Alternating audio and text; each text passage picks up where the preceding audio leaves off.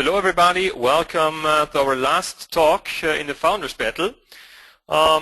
Today, or almost tonight, we have Michael Buchecker with us, and the topic which we're going to talk about today is pitching.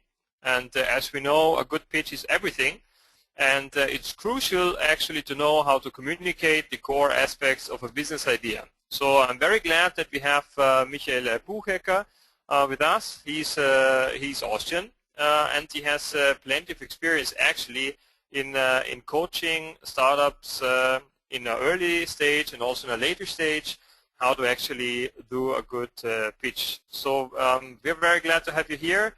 The floor is yours. Okay, thank you, Stefan, for the introduction. Thank you for having me, and good evening, everybody. Well, as Stefan said, I'm working with the Vienna incubator INITS for about nearly 10 years now, and in that time I have worked with, I think, more than 120 startup teams on their pitches and presentations. Okay, at the moment I see my slides are not changing.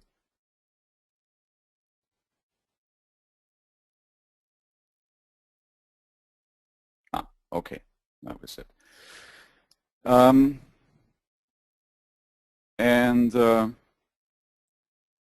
Well, I can say two things about that. One is we're pretty successful with that. Well, as I said, in 10 years now, in getting the teams to really getting the message across. And the other thing, quite astonishingly, is most startups are not aware of the necessity to work on pitches first. I can say that when we work, it's changing, fortunately.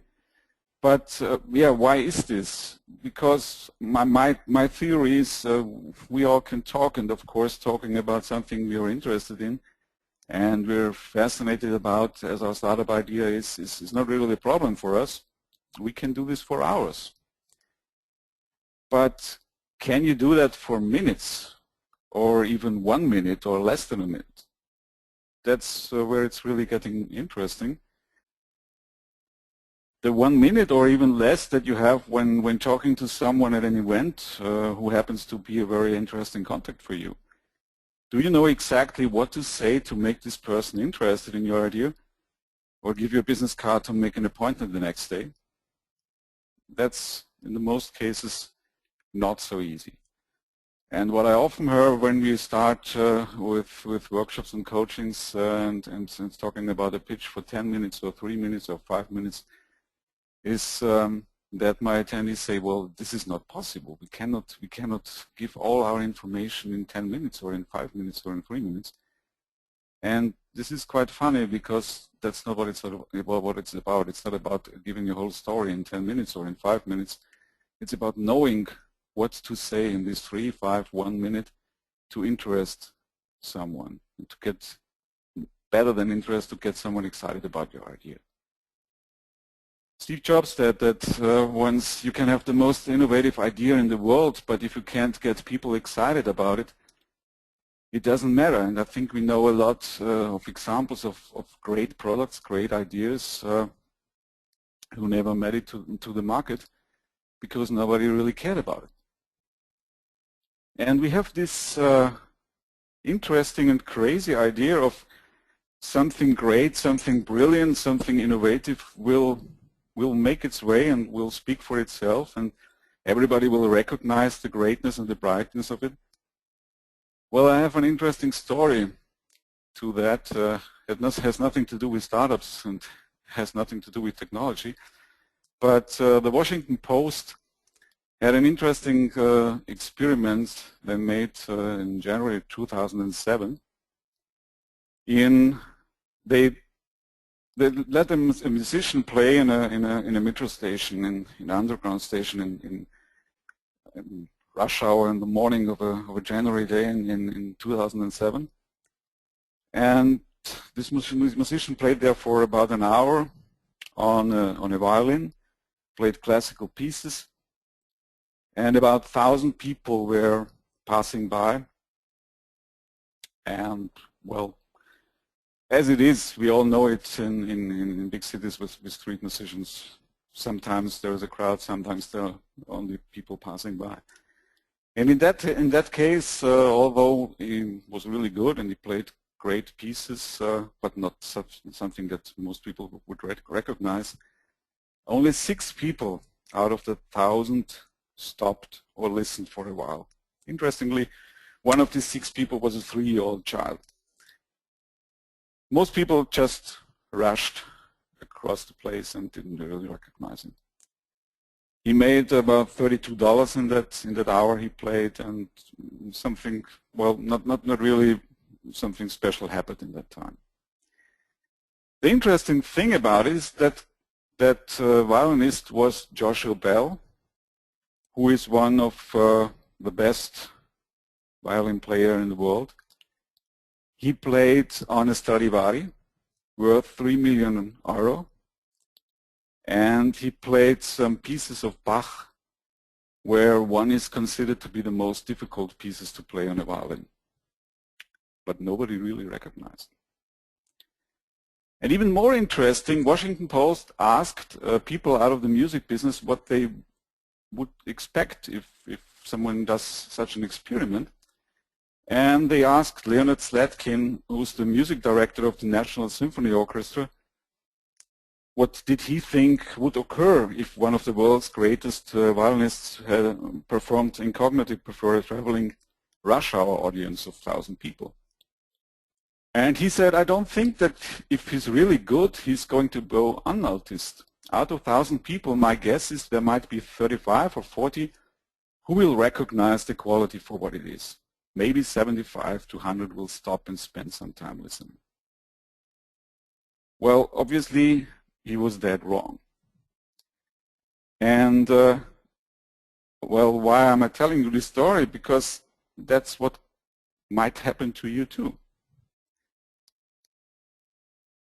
We have this idea that great quality, great ideas, innovative products or whatever are speaking for themselves.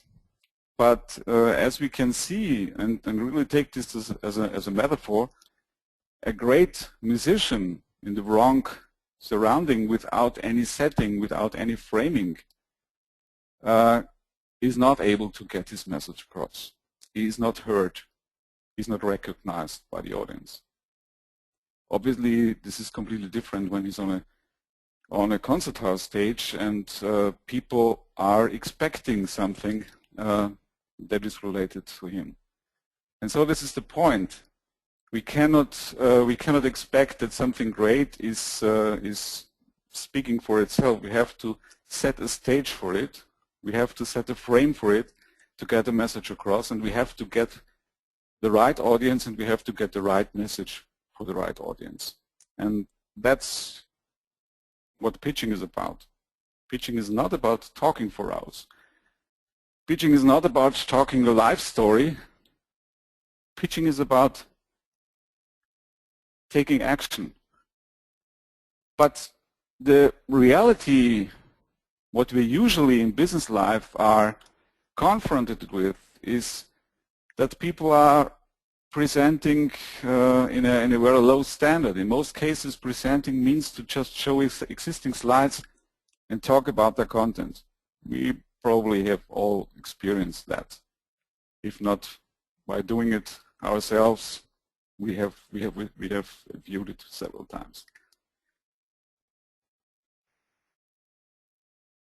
The bad thing is you can give this kind of presentation in a friendly atmosphere, but with absolutely no impact, over and over and over again.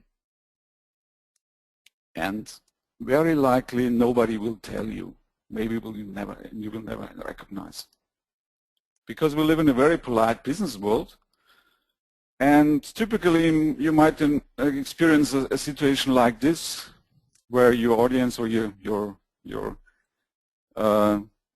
partner is saying, very interesting, leave the details here, we will get back to you soon. But what he's really saying is, I didn't understand anything, but it seems not that important to me that I want to clarify it. And so you leave here, you expect something to happen and nothing is happening. And that's the risk that we have to face. And that's what we have to avoid to get our message across. Because in one or the other way, our audience is leaving us, not obviously in that very easy to recognize way, but often simply mentally, not listening, not recognizing what the message is about. One of my clients sent me a mail some days ago, and she wrote, I presented at the Buy Europe meeting in Vienna, and I think it was my best presentation so far. We've worked for several investor meetings together for some weeks. And she said, I received excellent comments from the audience, and many have said that it was the only presentation during which they did not fall asleep. Well, although this is meant a little bit funny, but this is the reality. This is what people are expecting, that presentations are boring. The good thing is it's easy to get out of that standard and to be recognized if you're better than that. But the ugly thing is that's what we're used to. We're used to people having slides on the wall with a lot of text on it and more or less reading the text or at least using the text as a cheat sheet. And that's not what you want to do. What we're talking about when we talk about pitching is about taking actions. We're talking about getting your audience to take action, to take the next step with you. That's what we want to achieve.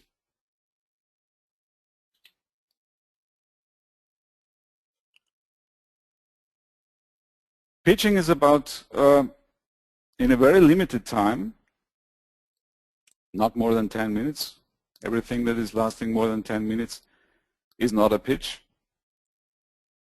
In a limited time, motivate your audience to take the next step with you, to take action. And it's about limited time because nobody listens for hours. And the best way probably to get someone to take action is to get him or her excited about your idea. So what is it what someone gets excited about your idea? So what is it what you are excited about? This is something that I strongly recommend, and in my workshops I do this and spend some time with it. Take a piece of paper, go to a place where you're not distracted, and think a while about what was it when I started the whole thing.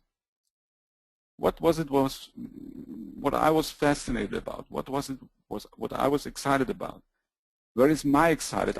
I know from experience that often this gets lost because you have a lot of demanding tasks every day and a lot of problems to solve and a lot of things to do. But there was that moment in the beginning where you have been thinking about your idea and say, I want to get this to life. I want to create this. I want that this is working. Get back to that excitement. Try to recall that excitement for you. What was it in your idea where you was excited about? So really try on a piece of paper. Take your time sometimes, maybe at Christmas time when you're a little bit relaxed. Take your time, take a piece of paper and think again about what was it where you were most excited about your idea. What was that? Because excitement is easily transported if you're excited by yourself. So what can we do to create a successful pitch and avoid the problems we've already talked about? First and foremost, forget about the slides. This is something I cannot say often enough. I experienced several times, and I even have that problem sometimes by myself. From the moment and you open your PowerPoint or Keynote or whatever, and think about existing slides, and that's what usually what we do when we're thinking about the pitch, when we're thinking about the presentation. Okay, do I have some slides that I can use? And the next thing is you're on your computer, opening PowerPoint or opening Keynote, and going through your slides and thinking about what to use, what to throw out, what probably you have to add. And the problem is, when you do that, you're caught in your slides. You're caught in the topics. You're caught in the structure that you already have here. And this is not always helpful. In fact, in the most cases, it's not helpful because you're not thinking about the requirement of this specific pitch. You're thinking in the structure of your slides. Don't do that. Stay out of your computer, stay out of your PowerPoint as long as possible. And later I'll show you where the perfect point is to go back to your slides again. I'll try to give you, well, the whole thing, usually I'm doing a one-day workshop with all that. So I've tried to make it very easy and to make to take the main points and give you an idea of what I think is important when talking about pitching or when preparing a pitch. I will try to give you three plus one important points to consider, and especially consider in comparison to the usual approach, take my slides and go through the slides. Yeah. So the first point we should think about when preparing a pitch is know your goal. Know what you really want to achieve with that pitch. Think about what is your desired outcome at the end of this pitch. A pitch is typically a step on the way in a longer process. It's not a single event where everything is set and clear at the end of the pitch. So usually you have a step that has to follow next to that pitch. Think about it. Be clear about what is the logical next step after that pitch. That might be simply the next appointment. It might be a meeting with other people or whatever. Be clear about it. If you think about a classical elevator pitch where you meet someone at an event just by accident, so usually you try to achieve an appointment with that person. So you have to interest that person that much that he's willing to give you a business card and make an appointment with you. But be clear what in that specific pitch, what your next step is, and what do you really want to achieve. What do you want your audience to do after that pitch? Be clear about that, communicate that, and make it easy for them to do so.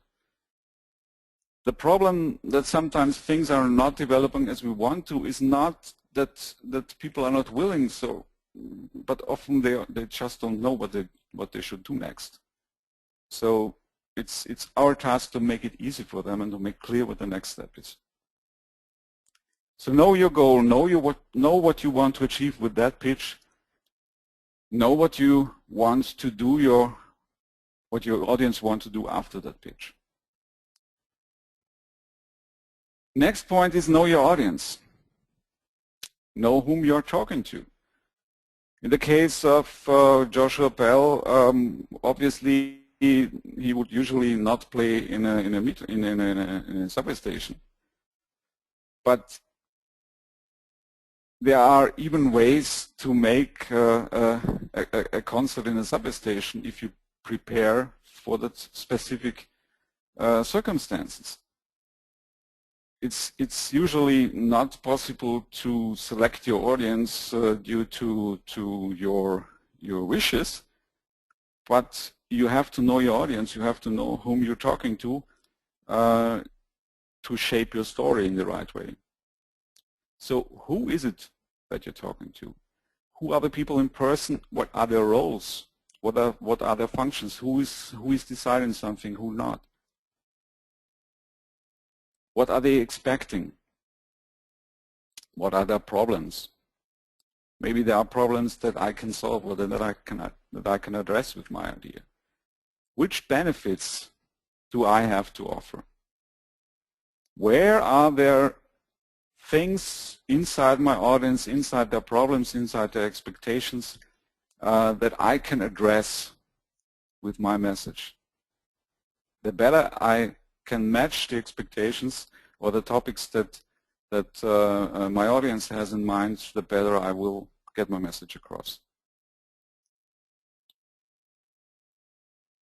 The third point is, what is my story? As I said, it's not about getting everything that is related to my idea or to my project or whatever within a certain amount of time. It's about shaping a story that fits my goals, that fits the expectations of my audience, and leads my audience through a process to the point where they are willing to get the next steps, to take the next steps with me. So what I have to do here is I have to grab the attention of my audience. I have to get their interest, or otherwise shape my message in that way that I can address their interest.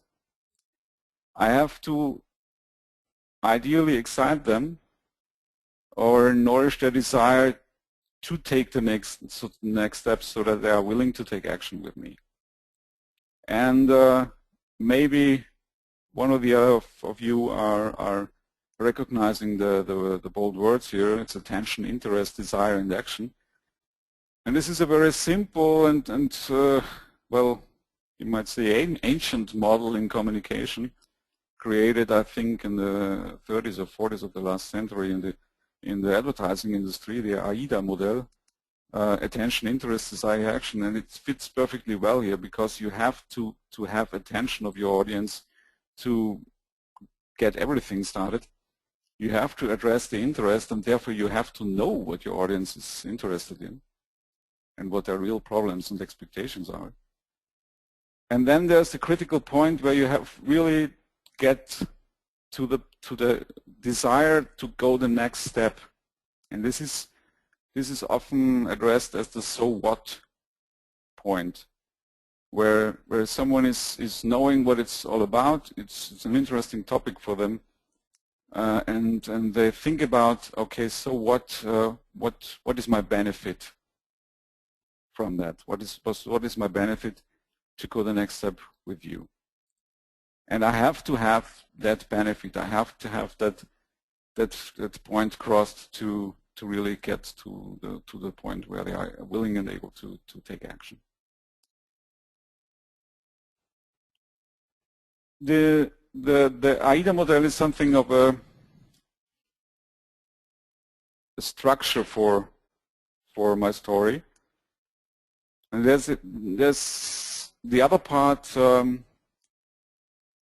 of the process, of the flow, of the sequence of my story. And it's simple and useful to use a storyboard to shape that. Storyboard meant as it's used in the film industry. And this is still not about slides. I'm still not talking about open your PowerPoint and go through your slides. I'm talking about thinking about the scenes or the scenarios or the points that you want to lead your audience across.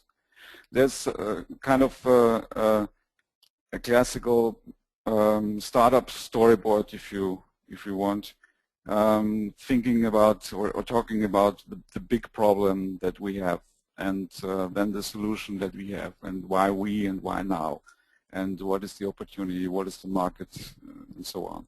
So this is kind of a simple storyboard often used by startups. But there are several ways to work with a storyboard.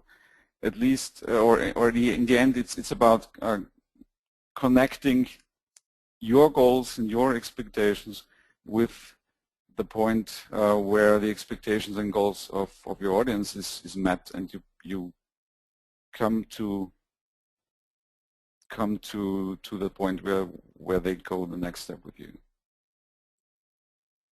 If you have your storyboard, if you think about your storyboard, then is the point where you can think about how to visualize your story. What will help, what will support your story.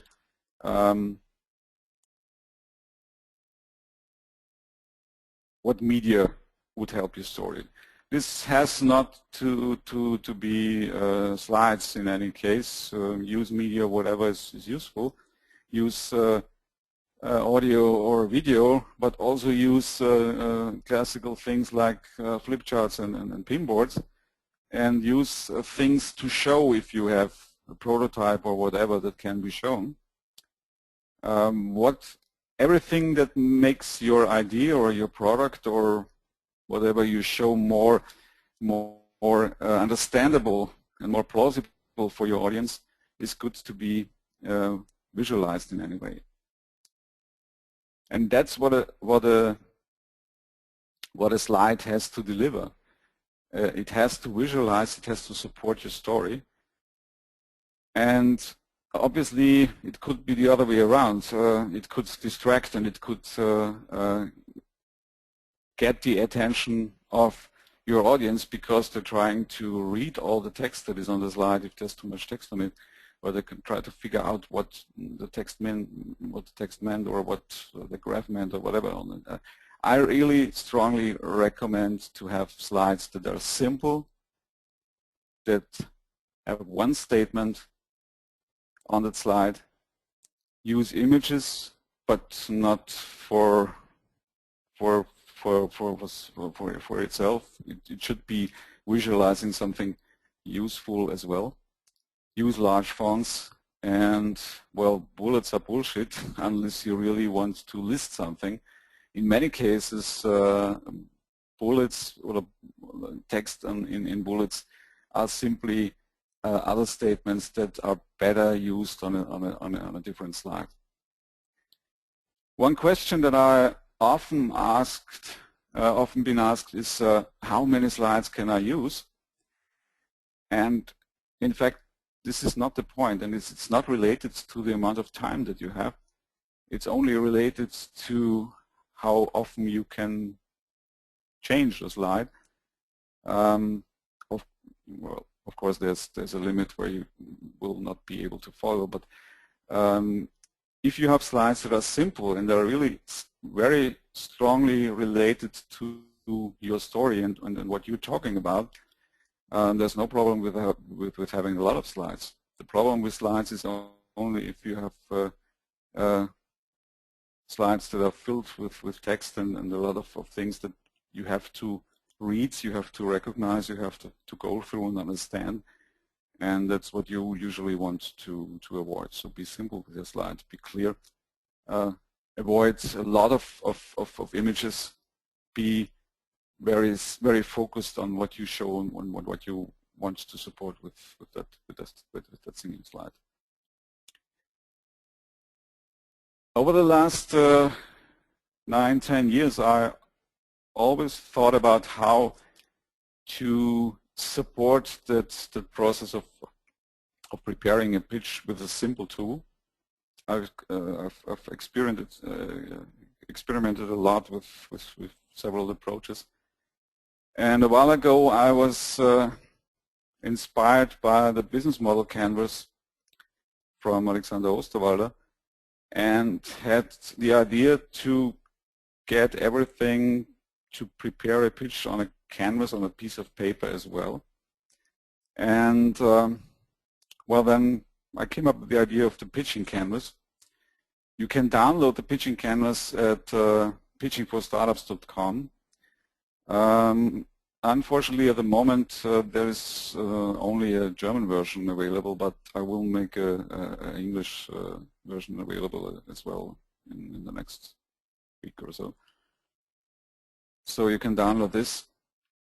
And the idea behind is that everything that I mentioned now could be collected and discussed in one place with two main goals. One is to go through every step and don't miss a question, even if the answer might be simple. And the other way, and I've seen this being used and successfully used already, is to have a document where the content and the idea of a certain pitch is documented, so you can discuss it in your team, or you can even pass it on to someone else, and the other person can has a representation of what is already done for them. If you download the pitching canvas, it looks like that. That the gray and yellow is only an overlay here to show what are the certain areas here. We have that gray L-shaped form on the left about me, about my goal, about my expectations and what I want to achieve with that pitch. On the right side you have that the audience part, where I can collect the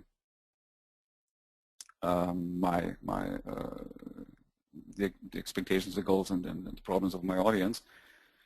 And the part where the two come together is really that where I want to think about what is the message that I want my audience to keep in mind, what I want to deliver that that they take with them. And in best case, this message addresses the main benefit that I can deliver to my audience. And when I have this frame, I have two parts of the story additionally. There is the idea structure on the bottom, where I think about the 4 steps that I have to achieve: attention, interest, desire, and action. And on the right, there's the action field. This is when I think about what do I want my audience to do after the pitch. This is exactly the point where I will note that. This is the point where this is the action that I want to achieve with my pitch. And in the upper area, this is a simplified storyboard.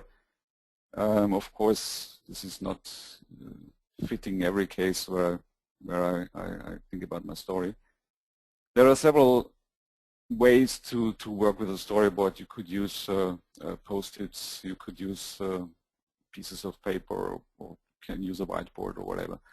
Do whatever is pleasant for you and works well.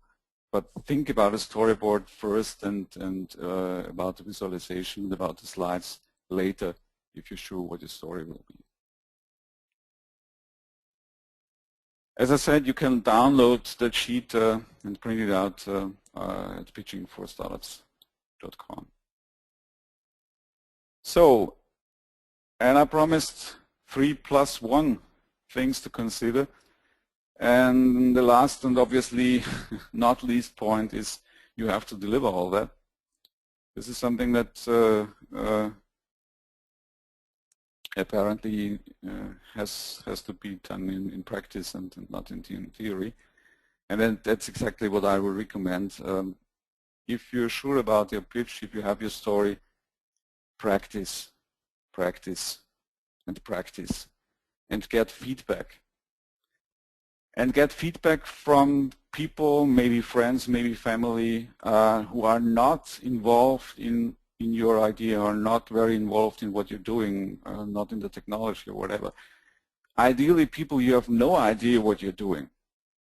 This is a great checkpoint to really see if you get your message across, and if it is understandable even to someone who has no idea about your project.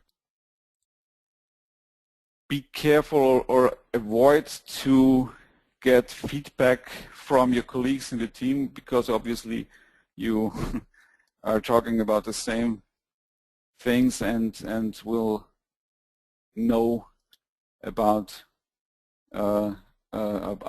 everything, even it's not explicitly spoken about.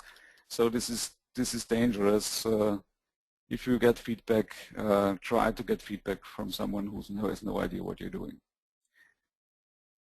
If you're working on a really important pitch, try to get professional feedback from someone who can coach you and who can help you with preparing that pitch in a way that you really get that benefit that you could get from a good pitch. And this is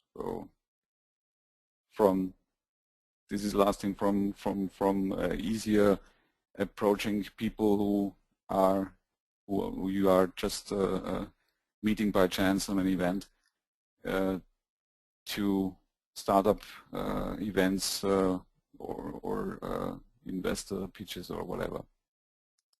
So it's really worth thinking about and working on that. And that's one main point that I want to make. Usually the whole topic of pitching and presentation and presenting is underestimated. And so one thing that I always want to achieve is to gain a little bit more awareness about what you can win with that. And on the other hand, what you can lose, because as I said, you will in absolutely nearly no case have someone telling you, okay, I didn't understand what you really want to tell me. Let's start again, or make this more, make this clear.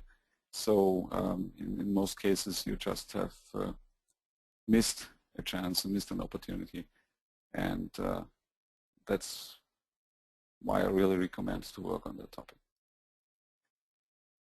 Okay,